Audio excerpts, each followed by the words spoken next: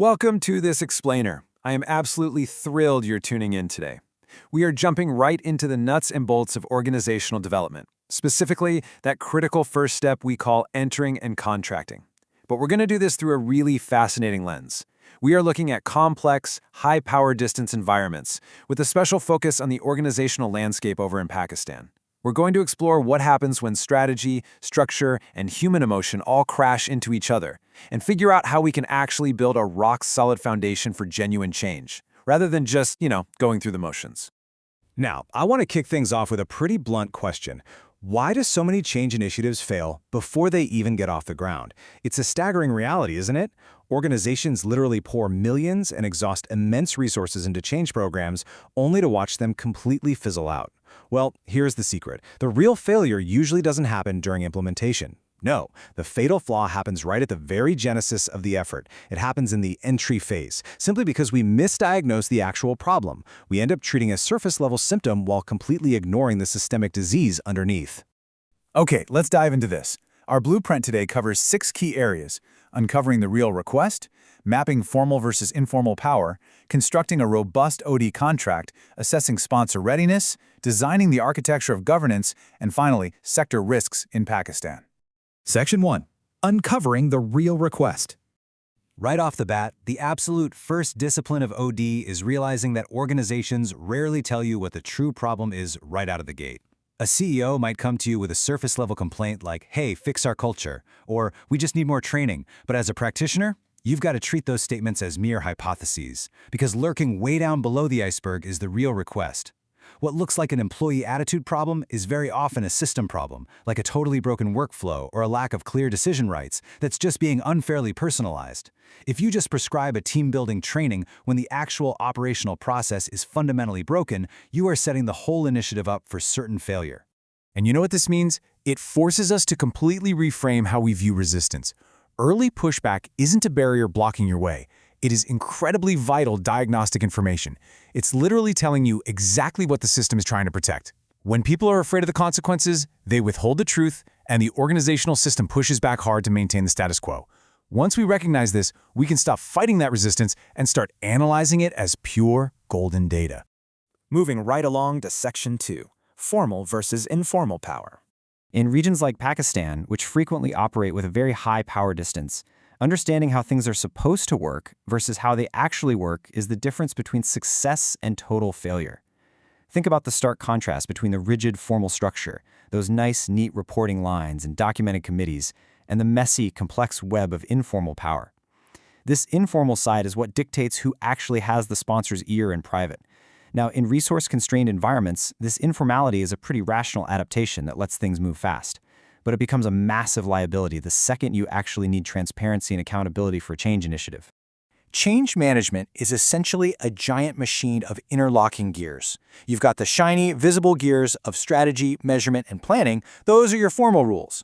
But churning right beneath them are the equally critical gears of human engagement, informal whisper networks, and hidden realities. If you only design your change for the formal gears, I guarantee you the machine is going to jam the second it hits the informal reality of the actual workplace. Okay, Section 3, the robust OD contract. So now we're pivoting from the iceberg phase into the blueprint phase. And let's be clear, a professional OD contract is not about dense legal jargon. It's the governance architecture that prevents your initiative from becoming just an administrative formality. A robust contract requires 7 absolutely essential components: purpose, scope, roles, data integrity, ethical safeguards, a communication routine, and a reinforcement routine. And in environments like Pakistan, where a single informal phone call can override a formal agreement overnight, your contracts have to specify actual, measurable behaviors and decision routines. We want to avoid abstract feel-good slogans at all costs.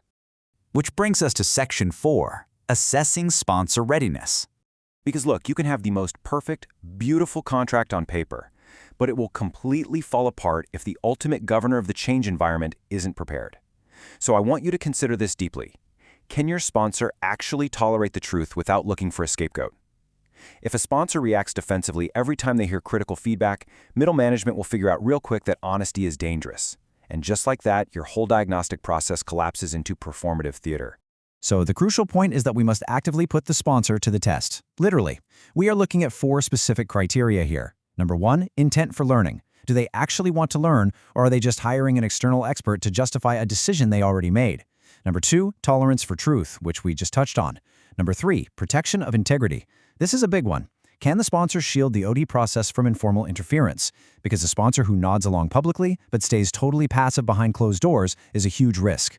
And finally, number 4, reinforcement capability. Do they actually have the bandwidth and the stamina to institutionalize this change long after the initial excitement wears off? Let's move to Section 5, the architecture of governance. How do we actually operationalize all this readiness?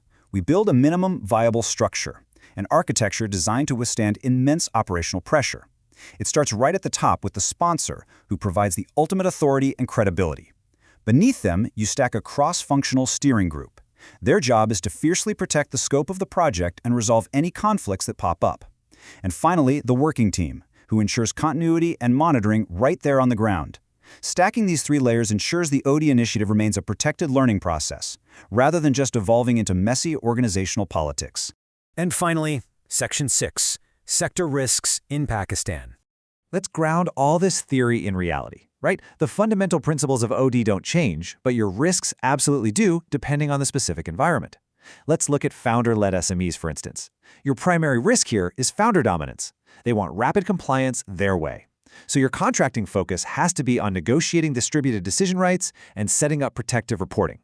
Now, contrast that with highly regulated organizations like a massive corporate bank. The primary risk there isn't founder dominance, it's compliance theater. Everyone just checking boxes for symbolic approval. In that sector, your contracting focus must shift entirely towards securing crystal clear data access rights and strict governance alignment.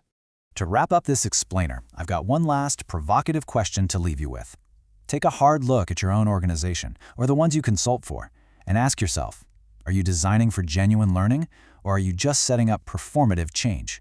True organizational development, at its core, is never about perfectly executed slide decks or checking off a compliance box. It is about building an honest, unflinching foundation where systemic issues are diagnosed accurately, power dynamics are navigated ethically, and learning becomes a repeatable, deeply embedded capability. Thank you so much for joining me to unpack this critical topic today. Keep asking those hard questions and keep building for genuine change.